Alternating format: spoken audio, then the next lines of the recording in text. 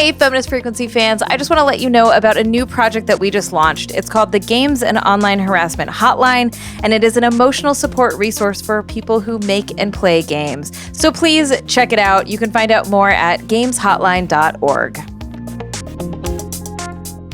I like that this movie holds up, that it still has a lot of value, and that, I'm sad that it's not a hilarious relic of the past.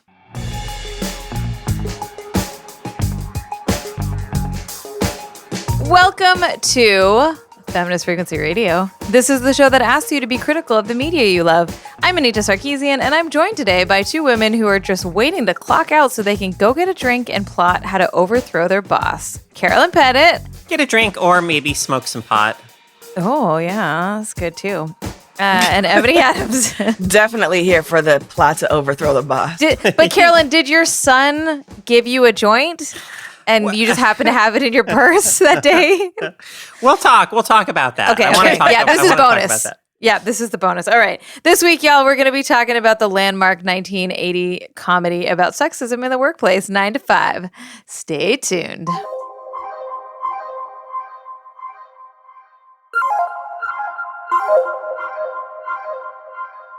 Hello, friends. Hey. Hello. How hot is it for everybody? Ass hot. I feel like everyone I've talked to today in various parts of the world are just like, it's fucking hot. So I thought I would share that with everybody for no reason. Summer, huh? Yeah. No, it sucks. Am I right? It sucks. It is. I'm spending a significant portion of, my salary on the AC bill. And you know what? It's just going to have to be what it is because, the valet is hot. Well, also, if you're on camera, like, regularly, as you and I both are, you're just like, I don't want to be, like, a sweaty, sloppy mess constantly. Not a sweaty, sloppy mess. Sloppy, listen, Sure. People get what they get, okay? It's Zoom. We're under quarantine. The world is burning. So if I'm wearing my Macho Man Randy Savage t-shirt, you're just going to have to deal. But I will not be dewy on camera. I think you'll get more fans. You won't be dewy on camera. Isn't that a look, though? Isn't that like a look? Some people can pull it off, not me. Yeah. All right. I just look washed out. This is riveting. Yes. Tune into the bonus where Ebony gives us makeup tips. We're going to talk about sweating. We're going to talk about pickles. We're going to talk about drinking water. So many pickles. I think that pickles are now the thing. Okay. Let's talk about this movie, shall we? Yes, because it is fantastic. Because I'm just going to ramble about nothing for an hour and then the podcast will be over and we wouldn't have even talked about this fucking movie. Y'all, 9 to 5. Yes. All right. Mm-hmm. The idea for 9 to 5 originated when Jane Fonda, one of the film's producers and stars, heard stories being shared by actual working women about their experiences in the workplace. Originally envisioned as a drama, 9 to 5 evolved into a comedy, in part out of concerns that the drama might have seemed too preachy to audiences. Today, some 40 years after the film's release, it's impressive how true 9 to 5's depictions of institutionalized sexism in the workplace remains, a testament both to the film's insights into these issues and to how little has changed since then. Y'all, this movie... Yeah.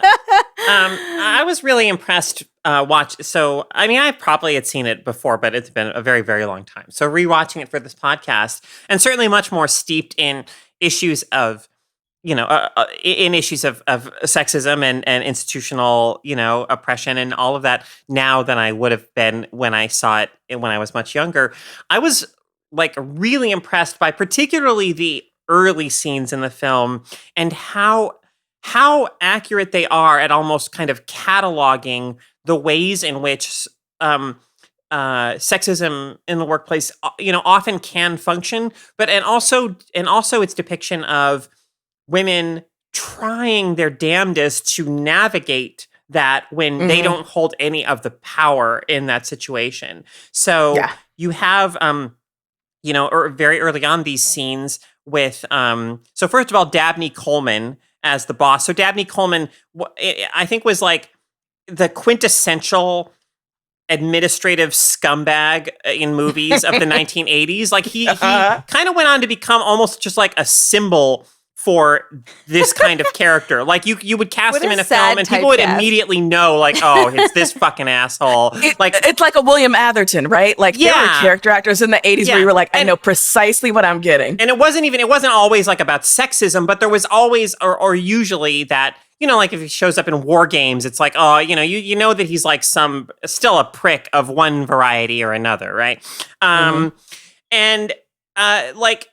so you have him like perfectly cast or very effective in that role. And then, of course, you have Dolly Parton, like immediately just a star on the screen, like in her first role here as Dora Lee Rhodes. Yeah. And like the way in which, so you have Franklin, the boss, doing all these things like trying to like giving her unwanted gifts, right? And like the way in which she responds to that. It's like she says thank you, but like she's clearly trying to like do it in this understated way so as to not like because she doesn't want to rock the boat, right? Because she needs her job and everything, but she doesn't want to like encourage him or egg him on in any way. And she totally knows exactly what he's doing, but what can she do about it? Nothing. And like there's just so much of that in the early goings of this film. All these ways in which he talks about like being a team player as a way of like trying to get the Lily Tomlin character to, do things that are not in her job description, buy gifts for his wife, he says, but actually for Dora Lee. Just like so many of these kind of manipulative behaviors that just come so naturally and are so normalized when they're performed by men in these positions of power. And I also really liked that on the, sort of as a companion to this, we do at least initially see the ways in which women, like, before there's like solidarity with Dora Lee and understanding, like there is this unfortunate period where rather than blaming like the boss, right. Like other women kind of ostracized Dora Lee and like view her as somebody who's like, she's the one being manipulative or like, using her looks to get ahead or whatever, when she is not like inviting this at all, but she's just trying her damnedest to navigate these entirely unwanted like advances in this very difficult position she's been put in. Yeah, so this movie has been a favorite of mine forever, but like you, Carol, I hadn't seen it in years, maybe decades.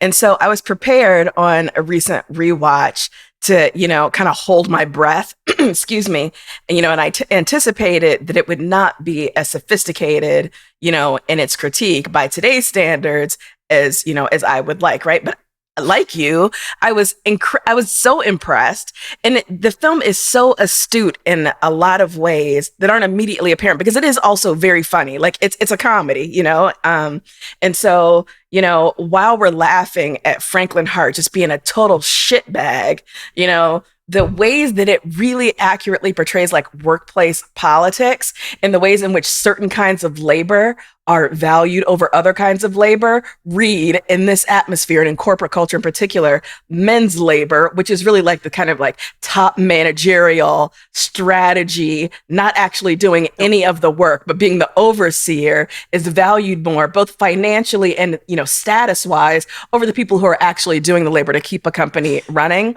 Like it's incredibly sophisticated. And I remember, that like at the end of the film, and we'll get there, but at the end of the film, when we see like the changes that Dora Lee and Judy and Violet have made to improve the corporate culture, it's not just like, this one bad boss has been taken out of the place and now the environment is not toxic. It's that they have done things like systematically from the ground up. Like there's shift work, there's, job sharing, there's disabled people working in the job now, like the whole environment has changed. So like the understanding that it's not just getting rid of like one person that will solve an issue, but really there has to be like kind of a structural change to the way we think about work, especially because most of the people there are women, was fantastic. I was like, yo, I can't believe this is 1980.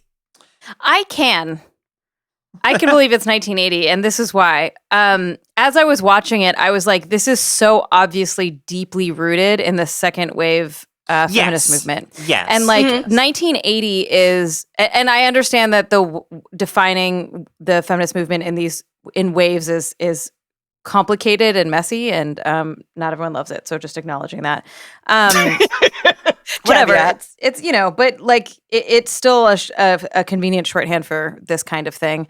1980 is like, as the second wave feminist movement is sort of like petering out to some degree, right? Like the early 80s was when it started petering out, and when we started to see a little more integration and a little more backlash, like some integration into the issues that women were bringing up, mostly white women, but not exclusively, at this time, and also backlash against those things, right? We start getting into Reagan and Bush era of the U.S. at least. So this makes a ton of sense for me that it came out in 1980 because it's late enough into the feminist movement that's like pretty mainstream at this point, and it's early enough before it starts fizzling out into like really conservative politics. The ideas that, well, women have already gotten all the things that they need now, and so it's fine, right? Which is how we've moved into the 90s and the early 2000s.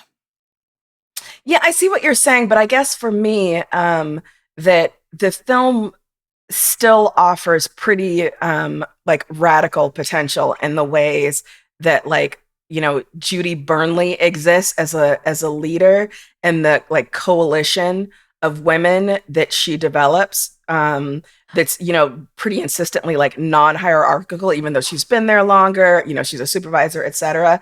Like for me, there is more. I get. I'm not saying that the contents isn't surprising to be in Hollywood at all ever. I just think that if this movie was gonna happen, it was gonna happen in that particular time capsule moment. With stars, I see what you're saying. Like, right. I certainly don't see this coming in like 1985. Yeah, totally. And the thing is that Jane Fonda led this. It was Jane Fonda's idea, and she led it. And so they Lily Tomlin and Jane Fonda and Dolly Parton were all stars at this point in time. Yes, though with the caveat that this was Dolly Parton's first film role. She was a huge music star. Totally. Yes. Yeah. So, and Ebony, I don't think we actually disagree. I just think that the context of the moment in time is really interesting for like how this particular film with these people actually got made, Yeah, no, I would love to talk more about that, not on this particular podcast, but about like workplace dramas and comedies, like that sort of, existed in a rough bubble of say like 76 to 86, because we got our next episode. I know, but like, so you have like Tootsie, and 9 to 5 or, Norma Ray or whatever. Like, I think you're absolutely right to point to like there being a kind of seismic shift that happens once we become more fully entrenched in the first Reagan era. And I think too, because I want to be like, I'm surprised, like along with you, I want to be like, I'm surprised at how systemic the understanding was in this comedy, right? That it was like these the institutionalization of it was very present in how the film was talked about because if nowhere else, because of the solutions that they implemented that made it a better workplace. And so I feel like I think that the feminist movement in that moment was definitely talking about institutional oppression. But so much of our media, even today, doesn't recognize that, right? Like, we'll talk about The Wire as a quintessential example of some of the first like in-depth institutional looks into policing and poverty and race and drugs and all of that, right? And that was like heralded as this incredible film that actually like dived into institutional issues, but show. Sorry, it wasn't a film. But I think we don't get a lot of that. We still don't get a lot of that. Yeah, and I do think it's important that like the writer of 9 to 5 is a woman, Patricia Resnick. Right? I think like. Well, that's the thing. I want Carolyn to speak, but I just read this article about how she was like basically pushed out of that role, which I think is ironic. Well, no, I was just going to say. I mean, I wanted to go back to the ways, the things that this film catalogs that yes, it's so much a product of that particular time as a film, that the very early 1980s, and yet how frustrating it is that so much of what we see in this film still exists or still is very commonplace in the workplace today. And like one thing too that is just like so common that happens in this film is the way in which in this case the Dabney Coleman character, but men in power take credit for the ideas of women in the workplace, right? And you see that happen kind of a few times in this film where I think it's often like the Lily Tomlin character will have an idea for something that they can implement to make things more just more efficient or just like better all around for everyone. And either the Dabney Coleman character just takes the credit, or the credit is just kind of like assumed to be his and kind of given to him, just out of practice, and like it's still just so common, in meetings for a woman might voice an idea. And people will be like, whatever. And then like 5 minutes later, a man will reword the exact same idea, and people will be like, oh, wow, yeah, that's great. Brilliant idea. Like just that perception almost of when ideas come from men, they're more legitimate. They're more practical. They're more worthy of being put into practice or worthy of being considered. Just all of that. Like that was something too that I thought was really great, and also so frustrating that 40 years later, like we barely made an inch in dealing with those issues. I was just about to ask both of you like how you feel watching this, and it like how little has changed, really. Yeah. Well, one of the things, like going back to the actual like fabric of the office after Judy and Violet and Dorley have made their changes, is that I kept thinking, like, if this film were made in like 2015 or even like 2005, the changes that would have been made would have been so cosmetic, and it would have been things that we were absolutely in love with for a period. So it's like, how can you actually stay on the job longer? So we'll put like free drinks in the break room. There'll be a foosball table, like there'll be, young people skateboarding through the office, but it's all in service of making work everything to you. One of the other things I loved about this film is like its insistence that this job was just a job for them. Like, this is my job. This is what I do to, pay my bills, feed my family. But I have a life outside of this. And this job is not my everything, nor should it be. There's a real way in which so much of our media insists upon like our work being our identity these days. And we're supposed to love it. We're supposed to absolutely love it. Yeah, there was for me, and like, I acknowledge that this is kind of twisted and weird, but there was for me a way in which there was a kind of nostalgia for the workplace that this film depicts, in the sense that, so we all know that millennials are facing just, a future that's so economically uncertain. Like jobs like the ones seen in this film barely exist anymore. Right now, it's all about the gig economy, the hustle economy. I personally, I grew up, going like whatever. In high school, I went to college or whatever. In high school, I did well enough on all my standardized tests. I figured, there will always be some like 9 to 5 kind of jobs that I can get and do and come home and, and I'll make enough money to get by and I'll be fine. Right. And like that, as fucked up as all the power dynamics and everything within that system are, and as much as no doubt these people weren't being paid what they were worth and all of that, there is still that like sense of like those kinds of jobs just don't hardly exist anymore. And and so many people have no idea what the fuck we're gonna do for the rest of our lives to even just stay financially afloat. So it's weird, like that how things have like the ways in which things have changed in a lot of ways for the worse, in terms of just what the employment landscape looks like for Americans right now. So there was that, that was a reaction that I had to this film of like, God, I don't want to deal with all the bullshit, obviously, that these people are having to deal with. And yet, like, but where are the jobs that you can just go and do a thing and you know, and you'll be okay. And it's just your job and it's not, you know, and that's it.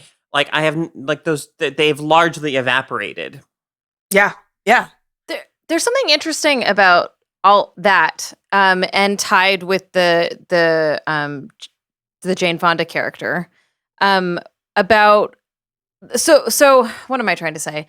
There's this idea, there's this notion that women fought to be white women fought to work, right, and to not be housewives, and that like this is our fault. Right, like that the two household incomes, that like you can't just have a stay-at-home parent, like that it's women's fault for trying to work, and that there's this whole idea of like, well, I can't even choose to be a housewife anymore. I can't even choose to stay at home because we can't afford it, and that women's influx into the economy in certain ways like created this beast. Right? I'm speaking things that you both have heard, right? So I think that there's something interesting about looking at the Jane Fonda character for that moment in time, because she represents like a very a thing that doesn't really exist anymore in a lot of ways, right? Her husband left her for his secretary, and she's never worked before, but she needs money, and so she goes and gets this job, right? Which you can't do now, as Carolyn has pointed out. Like, no education, no experience, she just lands this job, right? And I think there's some, I don't know what point I'm trying to make. I just think that there are these facts that line up that make this particular representation really interesting as it relates to how we don't have that anymore. We don't have those options anymore. And the idea of women fighting for their right to choose to work, right? Or to choose to work in places that respect them and that grant them safety and security and all of that. It wasn't to like then get stuck. The idea wasn't then to get stuck in this grind, right? The idea was that we should have all the same freedoms and liberties that men have had, and therefore such and such, right? I think that there's an underlying current when we reflect back on this film about that particular issue. Yeah, it was so interesting to me to watch this, and I got such warm fuzzies seeing them type on those old typewriters. My mom was a secretary or in some version, you know, like of an administrative professional for her entire career, often working 2 jobs. And I just remember her working on those kinds of typewriters. I remember like the plastic cover that you would pull over them. And yeah, just going back to this notion of like, you know, your job being separate from your life. And, you know, she worked so hard, and yet there was a distinction between her work life and her home life. The idea that like her boss would be emailing her at 9 p.m. about something would have blown her mind. It would have been completely out of the realm of possibility. The idea of like taking that home, you know, we have entirely lost that. We've entirely lost it. I just wanted to touch on something that I just find amusing about this film, and that surprised me when I was watching it, which is that the characters do smoke pot in this film. Yeah. Like that kind of blindsided me. Like, wow, a comedy in 1980, like a mainstream comedy that was very, very successful, had that. And I bring it up mainly just to share this little anecdote that I found so kind of delightful, which is just from something I saw on the Wikipedia page. I'm reading directly from the Wikipedia page right now. Ronald Reagan wrote in his presidential diary that he and his wife Nancy watched the film on Valentine's Day 1981. He wrote, quote, so this is quote from his diary, little Ronald Reagan writing in his little presidential diary. Funny, but one scene made me mad.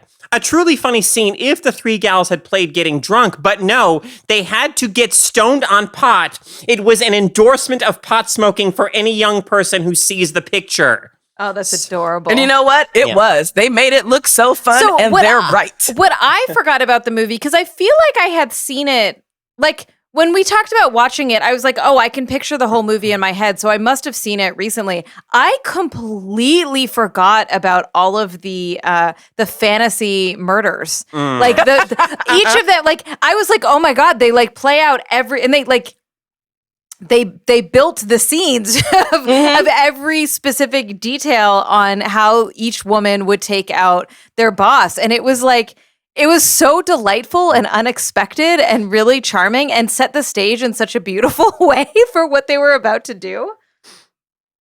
It's so funny. It was so good. I do wonder, like, I don't remember. I just remember liking this movie when I was a kid, you know, but I was obviously very young. And I wish I could access, you know, how I understood it. Oh, yeah. I wonder that a like, lot. As a 5-year-old, you know, like, totally. What did I think was going on? Absolutely. So there's an interview in Rolling Stone from 2015 when the movie turned 35, and it interviews the screenwriter, Patricia Resnick. And like that was what I was alluding to earlier. Her talking about how she wrote this screenplay that she got. She talks about what it was like to work as a screenwriter, as a woman in that time, and also today. But she talked about how she kind of got pushed out. Like, she wrote the screenplay, and then the director came in and said, "That's it. You can visit the set once, and that's it. And I'm going to rewrite this movie." And like, I thought it was really hearing her talk about that experience this many years later and what the movie was about. Like, it today, if this movie came out and it was directed by a dude, we'd all be like, really? Right? And at the time, it probably was how it got made in a lot of ways. Oh, right? yeah. So it's kind of funny how that the production of the film in some ways has elements of the sexism that the film itself is ostensibly so critical of. So that's so much better than me. That was perfect. Well, I also think we should acknowledge like that there are some elements of the film that have not aged well, or that were not cool at the time either. But for instance, at the end of the film, you get a little update on what's happened to each character, and the Dabney Coleman character's fate.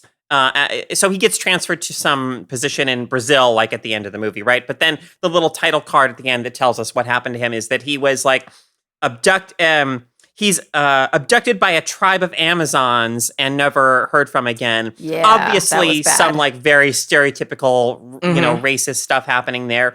And there's also a joke that Dolly Parton's character makes at one point where to Frank, where she has a gun and she says like that she would turn him from a rooster to a hen, which I was like, but really like just overall too, I think, as Anita alluded to, I think with the second wave stuff, it is a very white film. And there are ways in which I think, like we do see, like when we see a Black working woman, like she is working at the hospital where some hijinks happen. But I don't know, it's like, I feel like the film, through shots like that, like acknowledges that there are racialized tiers to labor as well as gendered tiers to labor, but it's not. But as critical as it is of the gendered tiers that exist in labor, it's not at all like it doesn't really spare a thought or a remark for the racialized tiers that exist. No, I think like it's definitely more concerned with pink collar and white collar work than the working class. So, we do have women of color who work in the office with, Violet and Judy in particular, the Latina whose name I'm blanking, but, who was initially fired and then, is brought back. But, she's having trouble like managing childcare and whatever. But yeah, it's very much like, women of a certain class are included in this critique, but women, outside of this class are just going to have to struggle through with whatever, they have. And I mean, there's also the fact that, and I think one of you mentioned this at the top, Dora Lee is allowed to enter into the, female fellowship once it's understood that she has not been Hart's lover, that he has in fact been lying. The issue is not, like it's as if, like this, the feminism that we have, is only available once it's proved that you have not been engaging in the kind of sexual activity or with, an inappropriate partner that we judge inappropriate. But once it's proved that you haven't behaved in that way, you can be accepted. And so it's one thing that, absolutely did not think about when I was 5 watching this movie. But as an 87-year-old watching this movie, it's kind of fucked up. Like, okay, think what you want about, a relationship between Dora Lee and, messed up old Franklin Hart. But he ultimately is the bad guy here. None of their vitriol should have been directed at Dora Lee. And yet she is ostracized. Like, she is very alone. It's one of the reasons why it's so hard for her to deal with the, exploitation she's experiencing from him. It's because she literally has no allies on that staff among people who should be her allies. They know what a fuckhead he is. And yet somehow she, is included, in the kind of like contempt they have for him, and it's And with like acknowledging what you just said, I agree with that is so in like I do like that they did that. Like I do like that the women had to learn that like fighting against each other is not useful here. And that kind of judgment is not, which again is undermined by everything Ebony said, but like we still do have this sense of like competition between women, right? In all of these messed up ways. And I mean, I like that the film also has the character judgment. I like that the film also has the character of Roz, who is that woman, that woman who does exist. Such women do exist who finds like meaning or value in aiding patriarchy almost, or in like playing into the power roles that exist, right? Like she likes reinforcing the oppressive rules of the workplace. She likes, helping Franklin. I mean, obviously she is perhaps like she is exempt from some of Franklin's abuses, but still, like, the way that she says things like, we have to clamp down on any signs of unionization or whatever. Like, I just I like that the film, I like that there is a character like that in this film. I also found it really interesting that in the end, the chairman of the board, as he comes and he's praising all these things that have been implemented, he says, so one of the things that were implemented by our team of heroes is like equal pay for equal work, right? And so the chairman of the board is praising all these things that have been added, but he's like, oh, that's got to go. Like, so even in this like zany wish fulfillment kind of comedy film, which it does veer into that kind of zany territory at a certain point. It still has that bit of realism of like, that's too far. Like you can't, like, we're not ready for that yet. Like, obviously the viewer should recognize that would be just and right and fair, but the powers that be, whatever headway you may make, they will still resist these kinds of advances. And boy, I mean, the wage gap remains an extremely real thing that exists. Mm-hmm. What did you all think of the wife character, of Franklin's wife? She's... Or nothing. You may not have thought anything. I don't know. I guess I thought that I appreciated, if appreciate is the word I want, which it isn't. She's obviously, portrayed as, being very dim and oblivious to, her husband's peccadillos. But I liked that they could have gone another way. Like, if they were going to present, a kind of two-dimensional character, they could have leaned into like her being a shrewish character and being very suspicious of Dora Lee, And I appreciated that they didn't go that route. Instead, as I said, she's played very dim. And so she's just... She's so loving. She's so friendly to Dora Lee, in a way that Dora Lee is not getting from her coworkers, at least initially. But I mean, I think she's pretty much a non-entity in the film.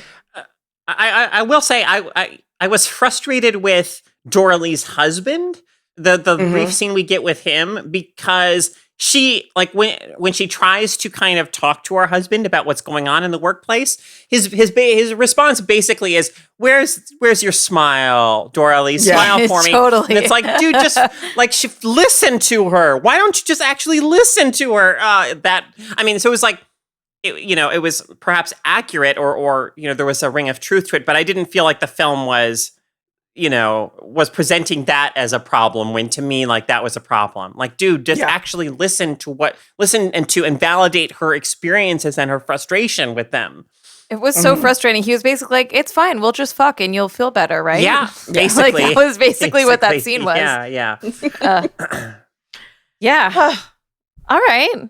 We did it.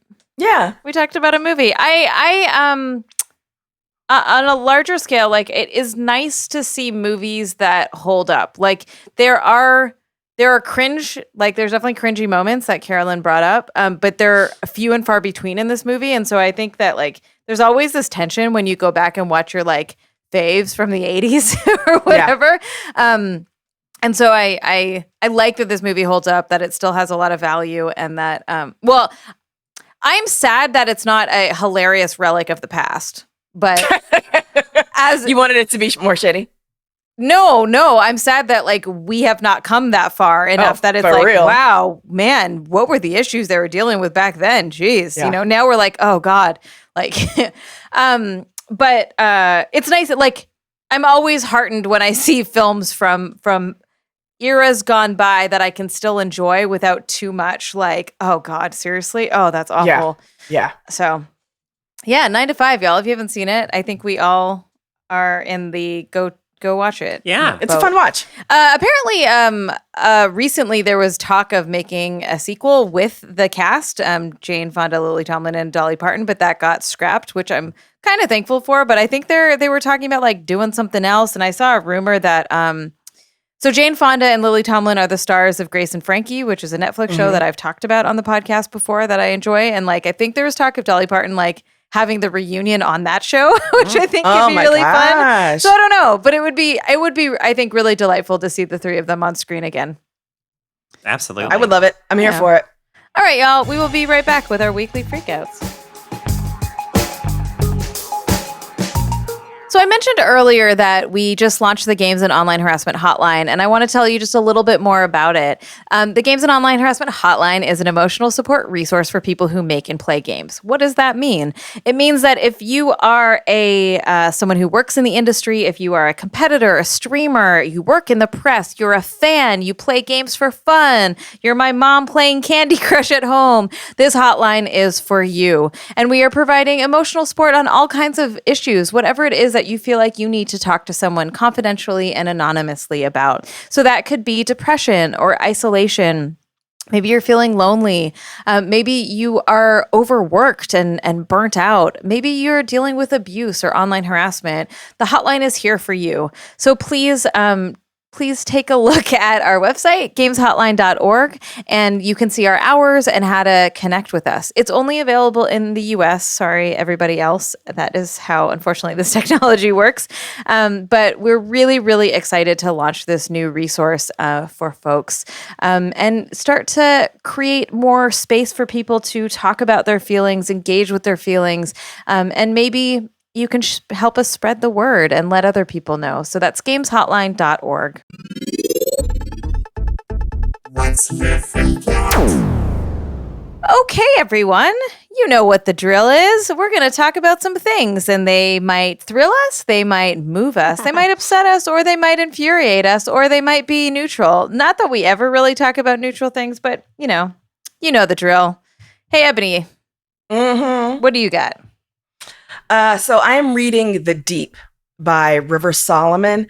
Hardcore listeners may remember that I geeked the fuck out over their novel, An Unkindness of Ghosts, last year. It was a book that absolutely wrecked me.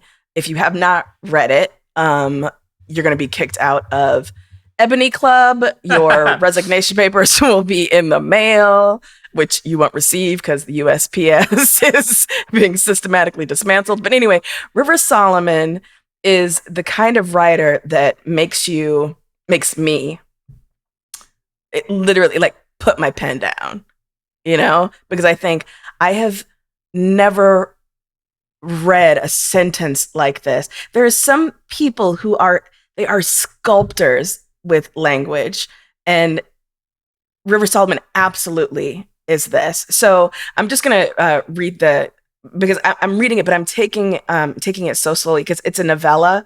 So normally I would rip through this, but I don't want it to end. I'm so in love with this. So I'm just going to read real quick. And this came out, I want to say earlier this year, won a Lambda Literary Science Fiction Award. So the synopsis is this. The water-breathing descendants of African slave women tossed overboard have built their own underwater society and must reclaim the memories of their past to shape their future. In this brilliantly imaginative novella inspired by the Hugo Award nominated song "The Deep" from Daveed Diggs' rap group Clipping. Wow, what a concept! That's amazing, right? Like it is mind blowing. It is immersive in the way that you sink into the language and the feeling of this book in the same way that Yetu, the main character, sinks into the memories of, the ancestors. It is a beautiful book. And like I said, I'm taking it as slowly as I can, savoring it. But that is what I am freaking out about. The Deep by River Solomon. I can't recommend this writer enough. Like, y'all, there are people out there who I'm in awe of their talent. I can't get enough. I'm sold. Yeah, please, Anita, 100%. Read it and then let's talk about it. Yeah, totally. Carolyn, what do you got? I am gonna talk about the HBO miniseries. I know this much is true. All right. Well, I haven't finished watching it, but I'm close to finishing it. But please continue. I just needed to make noise. Yeah. So Mark Ruffalo is one of my absolute favorite actors. He has been ever since I saw him in a film called You Can Count on Me, which is absolutely one of the quintessential formative Caro movies. It's him and Laura Linney as a brother and sister. And like immediately when I saw that film, I'm like, wow, this is one of the most exciting young actors to come along in like a really long time. But part of what I've always loved about Mark Ruffalo is his capacity for warmth. I mean, that is what makes him work so well as like Bruce, Banner in the Avengers movies. Is that there's this poignant, even when he's sad, like there's a warmth to him at his core that you just feel that in him. And so this performance in this fucking miniseries, y'all, holy shit! Like it is so Mark Ruffalo plays twin brothers named Dominic and Thomas Birdsey. Thomas is like paranoid schizophrenic. The main character is definitely Dominic Birdsey, the brother who has throughout his entire life basically kind of had to take care of Thomas, manage Thomas, who has kind of looked out for Thomas. And anyway, so this is a very different performance in a lot of ways from like so many of Ruffalo's characters because that warmth that I always find so appealing in him here, it's kind of it's invisible, or it's almost invisible, but it's because Dominic as a character has had to build such a shield around himself emotionally because his life has just been so relentlessly like unstable and traumatic and trying and never easy, never predictable, never safe. And so you feel this energy radiating around, like this barrier, this force field or that Dominic has kind of built around himself that kind of repels people almost. And so, I found it very psychologically and emotionally true. There's a review that I saw that called the miniseries, quote, overwhelming in its self-indulgent trauma. And personally, like, obviously it's a fair critique. It's valid. I personally disagree with it strongly. I feel like, having grown up in a household where there was violence and upheaval and unpredictability from multiple people and nothing was safe or stable ever. Like, I felt like this ranks more true about these kinds of family dynamics than almost anything I've ever seen. Like it obviously, like, my experiences are not the same as Dominic's, but there's a truth at their core that I thought was extraordinary. It's set in like the early 1990s, and the production design on this is incredible. Like, it really looks like it's something that was almost shot in the early 1990s. It doesn't have that period piece kind of glossiness of like, we were making it look like it's from this period, but it's not really. Like, no, there's a quality here where it really feels like it's set in that time period. It's also a story about generations of misogynist hatred and patriarchal entitlement, because Dominic looks into his grandfather, who came from Sicily and who was just the most like colossal asshole, just the most like entitled, misogynistic man you could imagine, and his behavior had repercussions that have passed down through the generation. So it's about those kinds of legacies. It does, unfortunately, I think, like so many stories, it like acknowledges race and racist issues, but does so in that way where it still centers the white people, and like, obviously that's kind of frustrating. The real revelation for me, though, in this series may be Rosie O'Donnell as Lisa Sheffer, a social worker who, she is just, oh God, she's amazing in this. I believe she is just that kind of tough as nails, but you can see that the toughness that she exudes comes from like wanting to be a good advocate for her patients and for the people that she comes in contact with and that she cares for, but like, the system is what it is, and you can only do so much, and you have to like live with that reality. And so I don't know, there's something about her kindness in this. Like, it's that strong kindness. That's kindness that's like,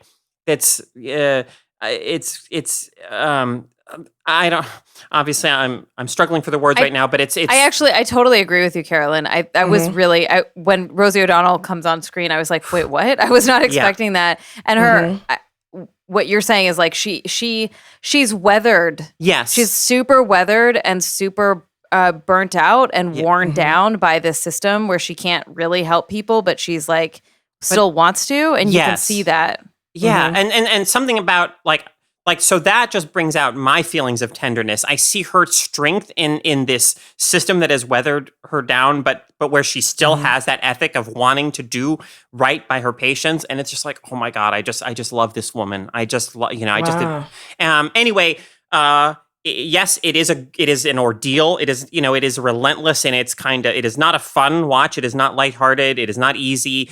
But I think it's very psychologically and emotionally true in so many ways, and in ways that we don't often get in even stories about like dysfunctional families and abuse and trauma. So Mark Ruffalo is in my view just staggeringly good in as Dominic. So not a lighthearted watch. Once again, I'm on a kind of pattern here of recommending things that are difficult or whatever, but I really admired this series a great deal. Nice. I'll second. It's a hard watch. Like there are hard watches for me that I can watch back to back. I can binge, and this is not one of them. I've had to pace myself on this one for sure. Okay, my freak out is we launched a hotline. So we're recording this on Friday. The hotline is launching on Monday. By the time this comes out, I don't know what is going to happen. But like, I'm just freaking out this week about how amazing the team is, about how it's taken us a year to get this hotline up and running. And I should probably tell you what it is, although you probably have heard it, because if I do my job, I will record little bits to include in this episode. But it's the Games and Online Harassment Hotline. It's an emotional support resource and hotline for folks in the U.S. Who consider themselves a part of gaming spaces. So whether you make games, you play games, you're a streamer, you are a competitor in the press, my mom who plays Candy Crush on her phone, anyone can text in and get a little bit of emotional support.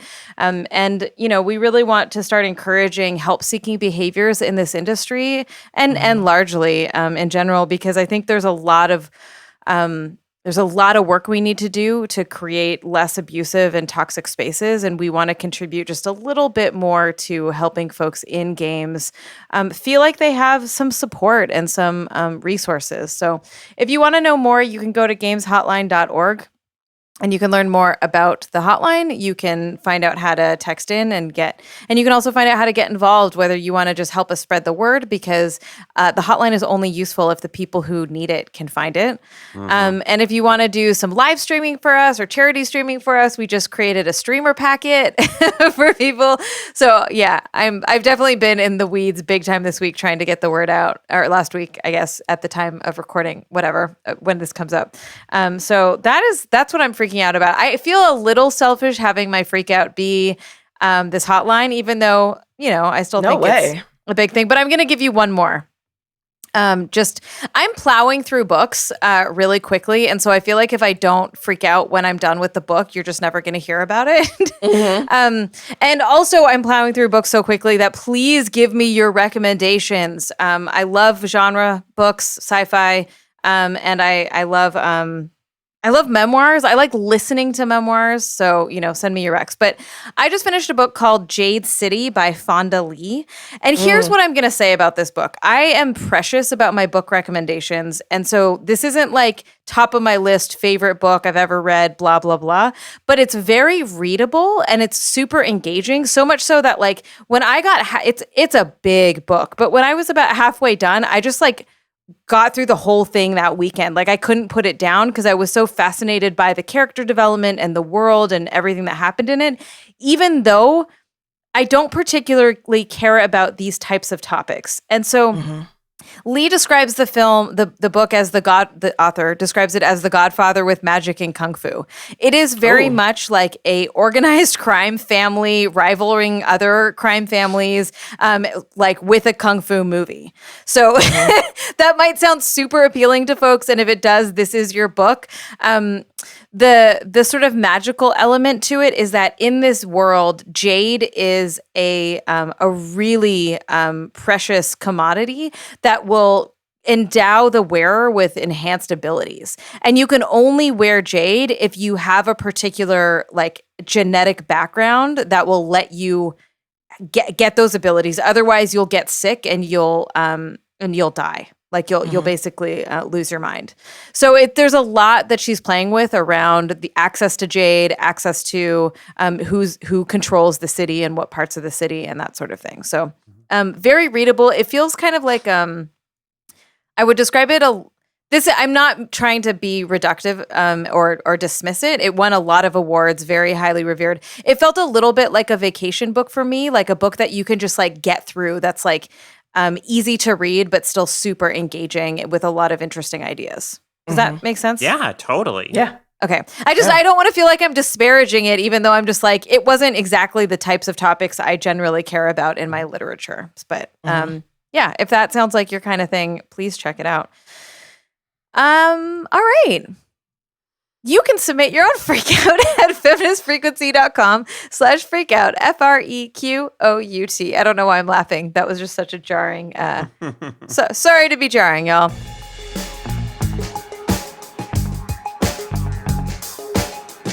Thanks so much for listening to Feminist Frequency Radio, and stay tuned for the Freakin' After Party, which is only available to backers of this podcast, which you can learn more at patreon.com/femfreak. The show is engineered by Rob Para. Carrie Stimpson provides technical support, artwork by Jamie Varon, and our intro music is by Phil Circus. Thank you so much for checking us out, and we will see you next week. Later. Bye.